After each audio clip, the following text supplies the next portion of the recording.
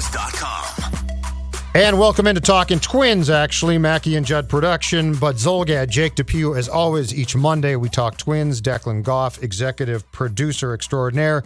Twins coming off Jake DePew, back-to-back wins in Kansas City. I'm told everything is absolutely fine now. Yeah. It's all been turned around. Don't be concerned about things. The boys are back. It's, the Yankees are coming to town. It's a formality. They'll sweep that series. I'm dubious, but you know what? What the heck? My regional sports network tells me everything is good. Well, in that case, I guess everything is good, right? Their word is gospel. So we're ready to go here, getting geared up for the playoffs. All right, so let's look forward before we look back. The Twins are going to play host to the Yankees for 3 games. A couple of years ago, they played this series at Target Field in July, and it was one of the best series that I think has been played at that stadium since it opened in 2010. It was an outstanding, very tense, high-intensity series. Nonetheless, as the Twins get prepared to play a Yankees team, which we should tell people cannot score runs. So, this team's in 4th place. The Yankees are not the team that we're used to seeing necessarily. Nonetheless, when it comes to Twins Yankees, I think there does become some concern about, can the Twins end a streak of ineptitude against this franchise, which is by this point actually incredible, correct? It really is. So the Yankees' dominance over the Twins is, I think, the most inexplicable phenomenon I've seen in watching sports for my entire life. Because this is a stretch now we're coming on 20 years. So I've got a couple of numbers to throw at you guys. In the 2001 season, the Twins went 4-2 against the Yankees. That was the last time the Twins won a season series against the Yankees. 2001. Since then, beginning in the 2002 season, they've gone 35-87 in the regular season against the Yankees, while winning 0 season series, and 2-16 in the playoffs. That comes out to an overall record of 37-103 over the last 18 seasons. That includes 6 playoff eliminations in that stretch. That's a 264 winning percentage. They've played almost, so that's 140 games. They've played almost a full season against the Yankees going back to 2002, and they're 37-103. Including the playoffs. That blows my mind because it goes against everything we think about baseball, which is that the bad teams can beat the good teams on any given day. Most games are a coin flip, more or less. It's right up there with the 18-game playoff losing streak for me in terms of just inexplicable statistics that the Twins unfortunately have to own.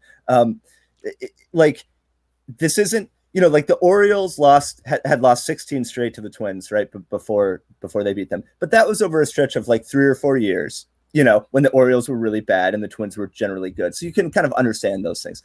This is going on. We're close to 20 years now of just complete dominance. And it just blows my mind. And so for that reason, I'm always interested in the Twins Yankees series, no matter how either team is doing.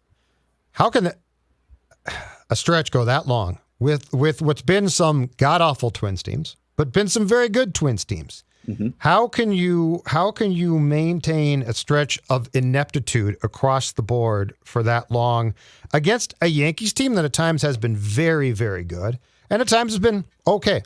There is no reason why the Twins cannot win, I'll rephrase. There should be no reason why that the Twins cannot at home win 2 of 3 within the next upcoming Tuesday, Wednesday, Thursday series, given the Yankee struggles, given that this certainly does not appear to be a great team. But yet we'll be surprised if they do because of the stats that you just read. It is the ineptitude of that streak and the amount of time it's taken and the amount of players it dates to. Mike Tromblay's of the world and probably Matthew LeCroy's. I don't know. It's absolutely shocking. It's absolutely shocking that many permeations of a team, and from both sides, right, could fall into this big of rut of consistency. Yeah, I mean, it really does, especially in these playoff games. It seems like it's borderline impossible for the Twins to win one of those games. Like, it just feels, and that's obviously because we've seen the movie play out so many times, but those playoff games, they seem to play out the same way. It's not the Twins getting blown out most of the time. It's them taking an early lead, and then slowly the Yankees chip away and end up, either winning a close game or the final score looks bad. But like over and over and over, they just continue to absolutely fall apart. And I think it was Torrey Hunter. I believe it was Torrey Hunter and Kadire came out a few years ago, and I'd have to double check that. But I think it was those two that came out and said they were really nervous. Not those two players specifically, but the team was really nervous in some of those playoff series. Sure, and I know, at the time. Yeah. And I know that people have talked about how Gardy maybe had a lot of nervous energy or whatever. But this goes through, it's the Terry Ryan era, the Bill Smith era, Falvey and Levine. Like, it's just, it blows me away. It blows me away to be that bad. Like, the Tigers, I believe, just swept the Yankees. They took at least 2 out of 3, and I think they may have just swept the Yankees. They swept them last week. Last week. So, I mean, it's not like, these things happen all the time. Bad teams beat the Yankees all the time. But over nearly 20 years, the Twins just cannot get it done when it matters most, or, in random regular season series. It's just, it's astounding to me. And playoff nerves make sense when you're new to the playoffs. But for instance, eventually that Twins team that was being beaten by the Yankees in 2010, right? That wasn't a young team by that point. Like, there should be no nerves there. And they still got beat there. 2019, supposedly the Twins are like, well, that's the Twins past. We're the new Twins. And, we've got Nelson Cruz. And so we've got a different team. And they were right. And they did the exact same thing.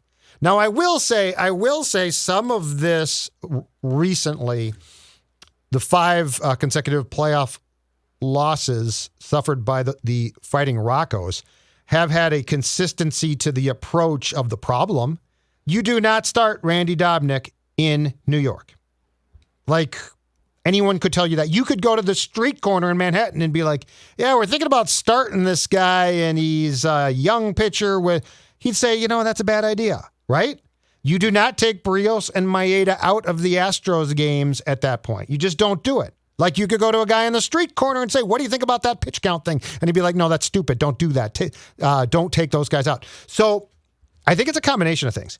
I think it's 3 things. One is it's got to be some luck, because there has to be some luck involved. But sure. more importantly, it is also the ability to choke at the worst possible time. And then it's also decisions that are made that at times are terrible. And the playoff, Rocco Baldelli in the playoffs has been a disaster. And the Twins have too. They've been a disaster. They can't score runs. Pitching-wise, they can't decide or they can't pull the right strings, and in fact, self-sabotage themselves. So, it makes no sense, but it's also incredibly frustrating, because if you're already up against it and you don't play a team like the Yankees well, it doesn't help you when you insist on sabotaging your chances to win through poor decision-making. Yeah, and you can't, when your organization has lost 18 consecutive playoff games in a sport like baseball, where there's so much variance and so much luck, that's not, you can't just chalk that up to, we made all the decisions by the book. We did everything we could. Like, there is a clear fundamental problem. And if you wanted to say, okay, but let's just limit it to Falvey and Levine, which maybe that's more fair. That's fine. They're 0-6 in their regime in the playoffs. And none of those games have even really been particularly close, other than maybe that game 1 of that Houston series. So, yeah, I mean, we've talked about this ad nauseum on the podcast last year and this year about the decision making in that Houston series and in the Yankees series. It was just bad. It was just bad, and they were first guesses, I think, on a lot of them, especially bringing in guys like Stashek and pulling, like you said, Barrios and Maeda. But just to take the 20,000-foot view and say and look at 0-18 and 37 and 103 against the Yankees, like, there is something fundamentally broken about the way they approach playoff series, and for whatever reason, the Yankees in particular. And I we can talk about some of the reasons behind that, but some of it does defy logic. And yeah, it's that's just, what I'm saying. Yeah. It's fascinating to me.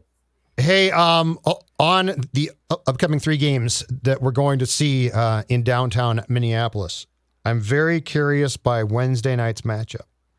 Now, it's Dobnik. Not curious about that. Garrett Cole pitches for the Bronx Bombers, Jake Depew. And we have seen a rash of very interesting stuff just basically pouring out of late. I think pretty much capped by a really, really in-depth great read in SI about the doctoring of the baseball by pitchers and how it's out of control and how it's basically gone from Gaylord Perry throws a spitball to there are substances left and right being used on baseballs and no one's policing this.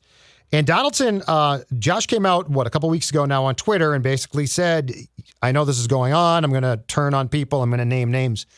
He did a Zoom call on Friday in which he basically said that he's talked to baseball about this. And then he got into his objections, which of course now is largely based on spin rate and the unbelievable spin rates that a lot of guys now have that defy all common sense. And the only name I believe that Josh named in his examples of pitchers who might be doctoring baseballs, and he brought up spin rate, was Garrett Cole. Yeah. Are you as curious to see the first at bat when JD digs into the box on Wednesday against Garrett Cole as I am? Because 1, I'm pretty confident that he might get the ball high and tight. And 2, I'm pretty confident he might immediately charge the mound. And final thought, shockingly, I know, in Rob Manfred's world, baseball's got a whole lot of trouble on its hands now, and they're going to have to fix this, and I don't know how you fix it in midstream. Yeah, so what I'll say, first of all, it's good for Donaldson for bringing this up and calling guys out. I mean, I think, it is interesting that he called out Garrett Cole by name, and it will be really interesting to see what happens in their battles on Wednesday. But like, if you look at Garrett Cole's, somebody posted this. Well, a bunch of people were talking about it on Twitter, but Garrett Cole's spin rates were down in his first start since MLB came out and said guys will be suspended. Donaldson pointed that out. Yeah. Mm-hmm. And I think Garrett Cole gave up like 5 earned runs in that. So like, I do think this is clearly a problem, and it's been going on for a long time. And it's as I think the Cardinals manager Mike Schultz said, it's like baseball's dirty little secret or whatever. And I honestly think part of the reason maybe it's taken this long for it to all come out and people to be talking about it is that if you're a guy like Donaldson and you call out pitchers, you're also calling guys out on your own team, right? Correct. And you're not naming them. He's not going to call out specific names on his own team, but I kind of think that's part of the reason why this has been allowed to go on for so long, because you're going to potentially blow up the clubhouse if you do that. But if baseball wants to get out of this offensive fuck that they're in, they need to do something about this, because strikeouts aren't exciting. I mean, strikeouts are exciting when they come in big spots, or when a starter is really dominating and just pitching lights out. But when you have strikeouts at this high rate and you have 3 true outcomes, strikeout, home run, walk, at this high rate, it's not a particularly entertaining product, in my opinion, at least. And I think one of the ways to get better in that area is to start figuring these things out and start suspending guys or doing whatever you have to do. So yeah, we'll see how spin rate, decreases as the season goes on, but good for Donaldson, man. I mean, he's the type of guy, he's got the pedigree, he's earned the right to say those things if you want to be old school baseball. And he'll guy. fight you too. Yeah, he'll fight guys. He won't care. So here's the one thing I don't get about this whole thing. It's been compared. I think Donaldson said this, and I saw a quote in the SI story or 2 about this as well, saying that this is basically the new steroids, because 98 rampant cheating, summer of the home run, everybody loved it, me included. It was fun, and that this is the equivalent to that. And here's my comeback. But this ain't tough to stop. And here's why. It's not exciting to what you just said. The steroids were difficult to go away from because Mark McGwire and Sosa and Bonds growing smaller isn't exciting. Oh, look, they're slow. Their heads are shrinking. Ain't that cool? No. You wanted, people were showing up, including me, at the Metrodome. I think it was June of 98 to watch McGwire take BP. Okay? Like, that's how into it I was, because it was cool. I sat there for all of BP and watched it. There's nothing about spin rate or strikeouts. Like, if everybody can throw hard or everyone has great sink or whatever they have, that's not exciting to me. In fact, it's more exciting pitching-wise when there's a very select few. There's Nolan Ryans and Clemens, who in retrospect also benefited from steroids. But my point being is, crack down on this immediately. Because if you do, the more offense that we get back, the better. It's going to help you. So the one thing is, it might be as big of deal as steroids and as rampant as steroids. But if you start to suspend guys left and right, I'm fine with that. You know what? Bring up crappy pitchers who play clean and basically throw BP. There'll be more. It's going to be more fun. Yeah, it is. And what we need specifically is we need more offense, but we need more balls in play. Sure. Right. Like, we don't need more home runs. I don't like 2019. But they didn't in baseball. I'm fine with that. Right. That's the right step. More balls in play. So like, I have no problem if Garver hits a ball now that in 19 home run, like an impressive home run, and now off the wall. That's cool. But what I don't need is pitchers doctoring the ball to make it tougher. I don't need you to make the livelihoods of the people that people really want to see, which is the guys in the batter's box. I don't need you to make their life even more difficult. And baseball should be adamantly against it, where with steroids in 98, I get the trepidation of being, okay, but we're going to lose excitement. Yeah, and this will lead to, if they really crack down on this will lead to more balls in play. I actually think the dead end ball combined with cracking down on guys using substances will lead to more action. So I think, look, I'm not going to praise Rob Manfred for really anything, because I don't think he's done a good job at all. But they might, yes, but they might finally be on the right track here by deadening the ball a little bit, and now coming down on these pitchers. That could lead to more hit and runs, more defensive plays. And that's the stuff that we need to see. Home runs are exciting and they should be a part of the game for sure, but they should be exciting because they're more rare than what they were in 2019. Like, that season was incredibly fun to follow the Twins. Obviously they set the all-time record, but that shouldn't be the norm. Like, to me, that they went way too far in terms of altering the baseball, and now they've over-adjusted because they haven't come down on the pitchers, and so we're getting this almost dead ball era. So if they can finally come down on these pitchers, I think we'll reach that balance point where we're getting a lot of balls in play and we're getting more action. And it's going to really expose a lot of guys. If Garrett Cole turns out to be, a 4 ERA guy after these changes come down, like, it's going to be the same type of conversation that we have about McGwire and Sosa and all of those guys. Like, how good actually were they versus were they just cheating? Yeah. And how about Bauer? Like, his spin rate's gone up significantly, and he was always good, but he has gone probably into the zone of great now. If he's also a guy who has found creative ways, and he's a smart dude, if he's found creative ways for more spin rate, which it sounds like is very possible, what happens there? And then the really intriguing thing about this is all the teams that sign these guys to huge contracts, right, expecting that they were getting player A, and if they're exposed, they become player C, and it's like, okay, that's contract's not as good right now. But what I respect about Bauer is he talks about all this stuff openly. Like, I don't know that he necessarily talks about the substances that he is, may or may not be using, but like, he talks about this stuff as a pitcher, which most pitchers don't. Guys like Bauer, a lot of people don't like him, and I certainly don't agree with everything he says by any means, but baseball needs more guys like that. They need guys with personalities, and they need guys that are willing to talk about these issues that are in the game and be critical of the game when criticism is deserved. So I have no problem with Trevor Bauer, but it will be interesting with him and Cole and all these other guys to see what happens to their numbers. Yeah. All right. I've got a thought off of what we saw Sunday that I think for the Twins, Jake DePuy should not be that big a leap. And it's a player that you've talked about a lot, and I tend to, the more I see him play, come to your side of the fence. Okay.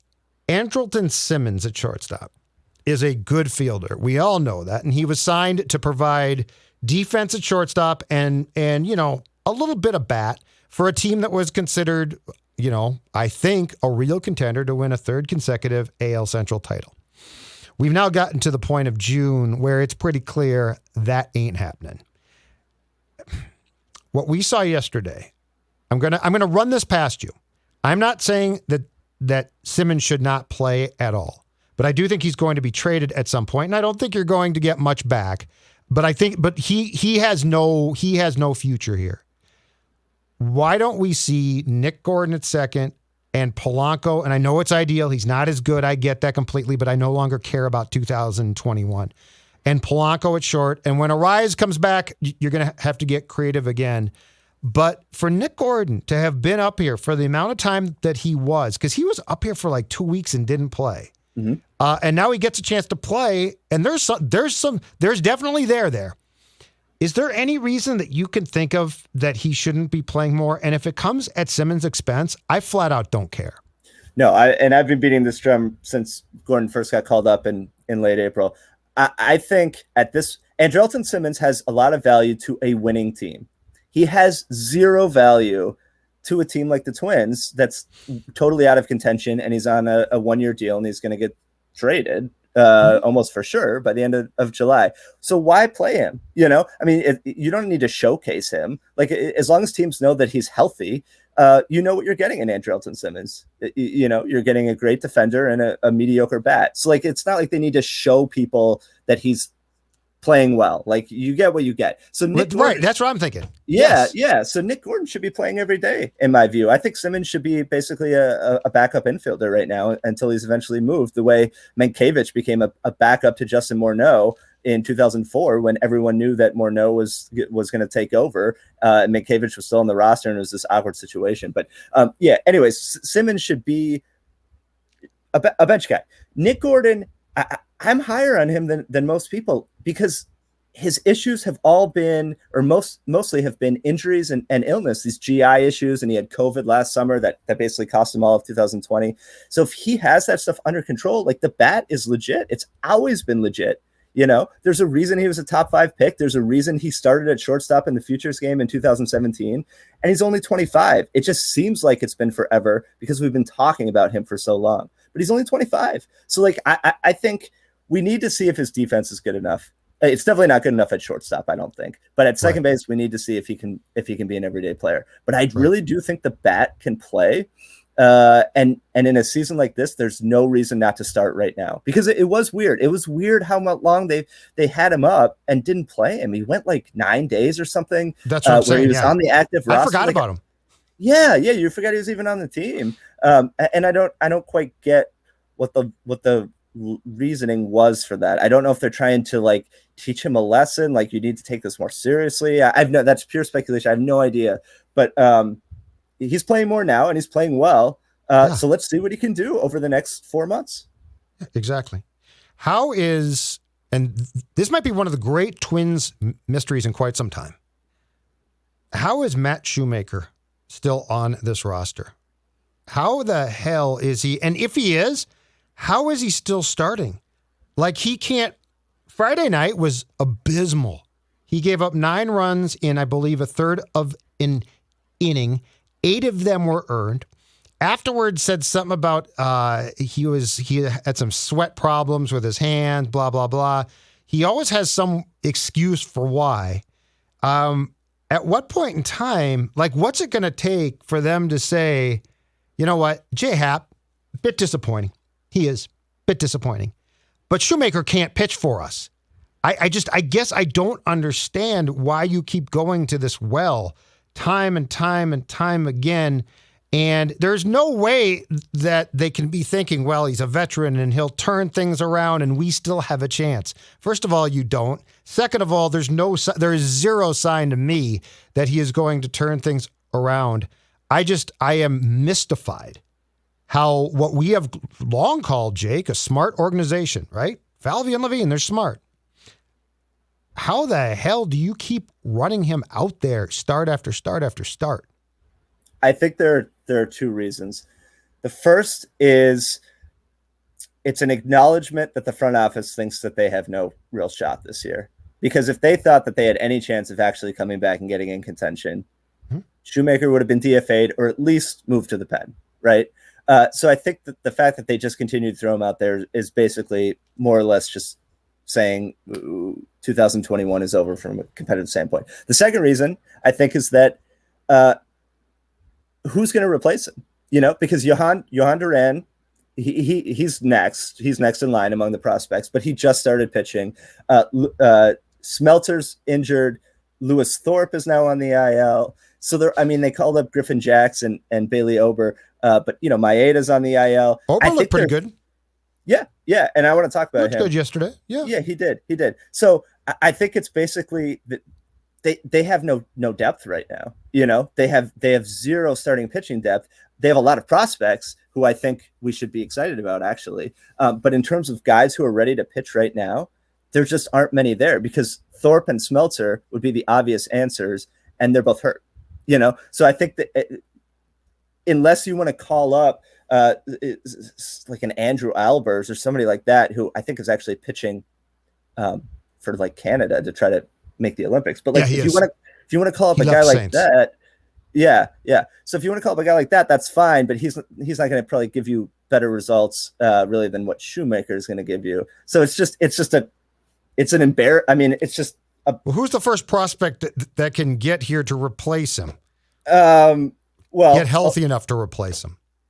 I think Duran. I think Johan Duran will be up by the end of June, and I think that'll be when Shoemaker goes. I think there's probably some hope that Shoemaker can put together a 5-start stretch so they can flip him for some type of prospect. Don't put me through that. I'm just release him. Just be done with it. It didn't work. Yeah, I think if they were even near 500, he would be DFA'd by now. But this is an indictment. Sorry, this is an indictment on the organization and where they're at right now. That they signed him and totally whiffed on him and all of the free agents that they signed, and then the fact that they don't have anybody really to replace him. It's not a good look. It's not a good look for the Twins right now. So Pineda's coming back. Ober, I believe, started in the Pineda spot on Sunday against the Royals. Can Ober then just kick into Shoemaker's spot for now? Yeah. I liked what I saw. Like, he's not perfect, but that's fine. I just want to see something. I don't understand if you're doing anything in the short term to reward and or play guys who are not core pieces of your future. I guess I'm confused. Yeah, so I think first of all, are we sure Pineda's coming back? Because he has forearm issues. That's a serious thing for a pitcher. Well, that's true. They said they basically implied it's not bad and he'll be back. But yeah, it could definitely kick up again too, and they've lied before. So that is true. Yeah. So I think Ober is probably here to stay. And I think he's a guy to be excited about. He's not a guy that profiles as a 1-2 or like he's more of I think a 3-4-5 type. But I do think he has strikeout numbers. The velo is higher than I realized with him. He was sitting like 93, 94 in his start in Kansas City. And so if he can keep that up, he has pinpoint control. Like his walk numbers in the minor leagues are really low. So I do think he profiles as like a solid back of the rotation type of arm. Sure. So I think he's here to stay, but I think Johan Duran will be up soon. His last start, he had a lot of control issues, but he's throwing 100. And we've been talking about him for a long time. He's a consensus top 100 prospect. If he threw, I think 82 pitches in his last minor league start. So I feel like we're going to see him soon, followed by Balazovic, and then eventually Josh Winder, and Matt Canarino is one of their big pitching prospects. He just got hurt. He has arm issues. That's not good. But there are other guys too. Chris Valamont, Cole Sands, those are more back end guys. But I do think Duran, Balazovic, and Winder are guys that you should legitimately be excited about, and Canarino as well if he's healthy. So who's back now? Is Balazovic back now pitching, or is he still out? No, he's back. He made his first start at AA. Okay, I think over the weekend, and did pretty well. Had a high strikeout rate. Okay, and now would he have a chance of being here this year? Probably not till next year. I think we could see him this year. I don't think it would be. They're gonna seriously limit his innings, but I think we could see him for like a 5 to 7 start run sometime in August. Like that wouldn't shock me. But yeah, they'll shut him down early, I'm sure, once he hits an innings limit. But yeah, I think we could see him, but we'll definitely see Duran, and I think we could see Winder. And these guys are legitimate prospects, and Chris Valamon is another. Like they are legitimate prospects, and so they need to pan out. I mean, some of these guys have to pan out because it's go time now for Falvey and Levine in terms of developing this pitching pipeline. We've hit them on this a lot on this podcast. They haven't done anything. They haven't produced anything yet. But there is this next group, and a couple of them really need to turn into legit MLB starters for Falvey to demonstrate again how he's sort of branded himself, which is this guru in developing all these pitchers in Cleveland. Last thing for me, did you see, and I tweeted about this, did you get a chance to see the ad that the Twins ran? I believe it was during the Friday or Saturday game on Bally Sports North, and I think it was a Twins ad, just to be clear. So I don't think it was our friends from Bally's that basically tried to call out, and I saw this early in the year, I think. So this was not a recent ad. It's just in rotation. That tried to call out the haters on things like Twitter and the bloggers who hate, and how that fuels the success of these Twins. How bring it on, that's going to fuel our success. This reminds me, and I think this was a Bally's ad, but during the course of the Wolves season, there was a Bally's Wolves ad that would come on to watch, Wolves basketball. And it would have a song that went, dominate. I came to dominate. I just came to dominate. And at some point I tweeted, you've got to stop this. Like, you've got to pull this ad. The Wolves aren't dominating anybody. This is a complete bleeping joke. This is embarrassing. Like have some pride to like get where you're at as an organization or how your team is doing. I think saying that the Twins are thriving on the hate of Twitterers or bloggers or anybody else in this godforsaken season is equally as embarrassing. All right, so I saw you tweeting about it. I saw some other people tweeting about it as well. I have not seen the ad because I don't live in Minnesota, so I watch on MLB TV. I get different ads, so I have not personally seen the ad. But if I have no reason to believe that everyone's misleading me. I saw it. I mean, that is one of the most tone deaf ads that I've heard of. If they're calling okay, this market, what we do here and what you guys do every day, and you do a great job on Mackie and Judd. But what we do, we would be huge homers in a lot of markets. Like what we do, the level of criticism that we bring down would not fly in New York or Boston or Philly. People would be calling us out as being way too positive. And I think that in this market, we're probably, I think a lot of people would say, the most negative, the most critical, So for the Twins to say that like Twitter or the media or whoever is being bloggers, Twins Daily's killing them. I mean, that is so tone deaf. And let me say this too. If there's anything that can unite Twins Twitter, and that seems impossible to me, but if there's anything that can bring together all of the columnists and the beat writers and the radio personalities and the bloggers, maybe it's this ad, because I think everybody on Twins Twitter can get behind this ad and say, this is totally absurd. Again, I haven't seen the ad, so I'm commenting without seeing the ad, but I couldn't believe I saw it again. I mean, would you agree? I thought they pulled it because they don't run it that much, but I mean, you should never run it. It should be shelved indefinitely.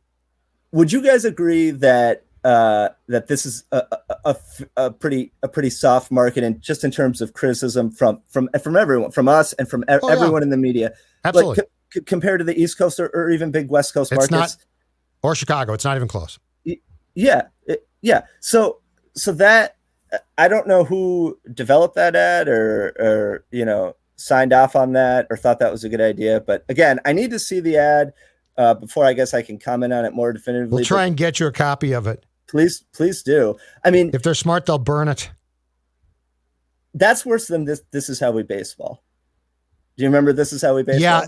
unfortunately for them, that was the slogan. And this is just an ad that shows up randomly.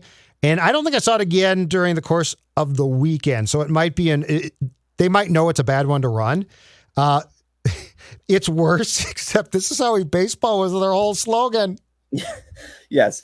But so does it actually show like negative tweets or like? No, it has graphics to it, but it doesn't show anything in particular. It's just like, we thrive off these tweets and the bloggers but no, it doesn't like screen grab actual tweets or blogs. I need to see this hilarious. But that is just people saw it because I tweeted about it and then I got tweets back about it.